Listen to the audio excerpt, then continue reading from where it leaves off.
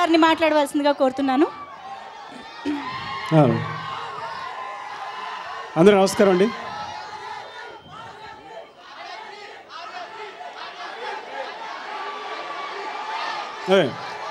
కుదరదు, నాకు టెక్నిక్ తెలిసిపోయింది. మీరు ఎంత అరిచినా కానీ నా వాయిస్ టీవీలో వినిపిస్తుంది, అందుకు కాబట్టి మాట్లాడేస్తాను. ఇదివరకు భయపడేవాడిని మీరు అరుస్తుండే. Okay, so yeah Arya, exactly he is my Arya. Okay, నా ఆర్య కాదు. ఇక్కడ మీరు నాకు చాలా బాధ అనిపించింది. ఇదివరకు బన్నీ ఎక్కడికి వెళ్ళినా ఆర్య ఆర్య అని అరిచేవారు, ఇప్పుడు డీజెడ్ అరుస్తున్నారు. కుదరదు, బన్నీ ఎప్పటికీ ఆర్యనే. So first of all thanks to Dil Raju garu ఈ సినిమా డిస్ట్రిబ్యూట్ చేసినందుకు. అంటే ఆయన సినిమా నచ్చి రైట్స్ తీసుకుని, సో అలాంటి ఒక అంటే ఇదివరకు నేను ఒక్కడనే ఉన్నాను సినిమా కనుక్కునేవాడిని, కానీ రాజు గారు కూడా యాడ్ అయ్యారు.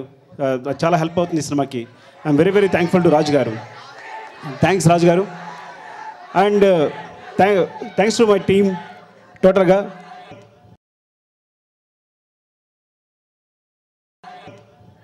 మనసులోంచి అంటే నా వెనకాలే ఉండి, అంటే తను నా వెనకాలే ఉన్నాడు కానీ ఇంత కథ రెడీ చేస్తాను ఎప్పుడైతే తెలియదు.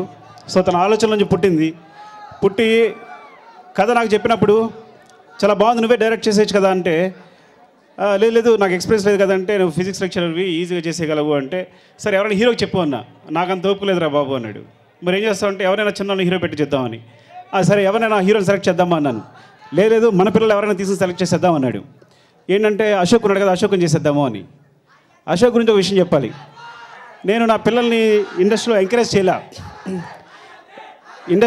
చేయలేదు, కానీ తను నేను ఒక్కడనే సినిమా రాస్తున్నప్పుడు వీడేమో నా దగ్గరికి అసిస్టెంట్గా జాయిన్ అవుతానంటే, అరే నేను ఎంకరేజ్ చేయను, నీ దగ్గర టాలెంట్ ఉంటేనే నువ్వు వస్తే రా.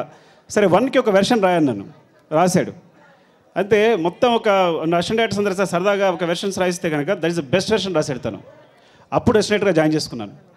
సో హ్యాపీగా డైరెక్టర్ అవ్వాల్సిన వాడిని ఈ దర్శకుడు తను దర్శకుడు అవ్వడం కోసం వాడిని హీరో చేసేసాడు. అది ప్రాబ్లం. సో అదిగా అశోక్ హీరో అయ్యాడు. యాక్సిడెంటల్ హీరో అనమాట చెప్పడానికి. బట్ ఎలాగైతే అయ్యాడు కాబట్టి తన ఫ్యూచర్ని కాపాడుకోవాలని, చాలా మంచి ఫ్యూచర్ ఉండాలని కోరుకుంటున్నాను. ఇంకా ఎడిటర్ నవీన్ గురించి చెప్పాలి. ఎప్పుడు రాడు ఈ ఫంక్షన్కి వచ్చాడు నవీన్. అంటే బయట సినిమా అంతా మేము కష్టపడడం కనిపిస్తుంది, కానీ రూమ్లో కూర్చుని దాన్ని తీర్చిదిద్దడంలోనూ అంటే ఎంత శ్రమ ఉంటుందని చెప్పలేము.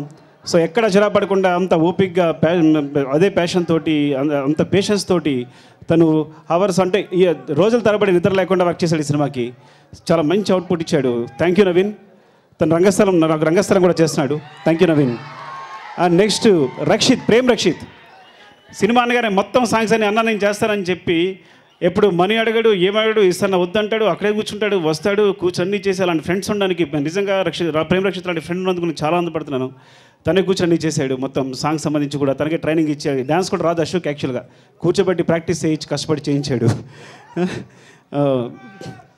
థ్యాంక్స్ ప్రేమ్, రవి తమ్ముడు. ఇక బన్నీ. మన ఛానల్ మంచి పేదాలంటే ఏం చేయాలి? ఈశాన్యంలో బరువు తగ్గించాలి సార్. ఈ చేని కాస్త అటేసుకోండి. నేను ఈ మూఢనమ్మకాలు మాయద్వీపాలు నమ్మనయా, క్రియేటివిటీని మాత్రమే నమ్ముతాను. అయితే పెంచుతాను సార్. దేన్ని? క్రియేటివిటీ.